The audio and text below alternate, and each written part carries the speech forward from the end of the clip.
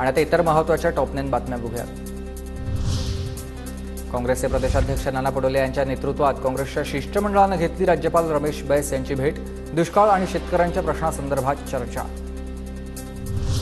बारामतीचा दादा बदला, युगेंद्र पवारांना बारामती विधानसभेची उमेदवारी द्या। गोविंद बागेत शरद पवारांची भेट घेत कार्यकर्त्यांची मागणी। सुनेत्रा पवारांना राज्यसभेवर पाठवण्याची काटेवाडीतील कार्यकर्त्यांनी अजित पवारांकडे करणार मागणी। परिपत्रक काढून सह्यांची मोहीम राबवणार। प्रतापराव जाधवांनी राज्यमंत्रीपदाचा पदभार स्वीकारलाय। जाधवांकडे आरोग्य मंत्रालयाचं राज्यमंत्री पद आणि आयुष मंत्रालयाचा स्वतंत्र कारभार।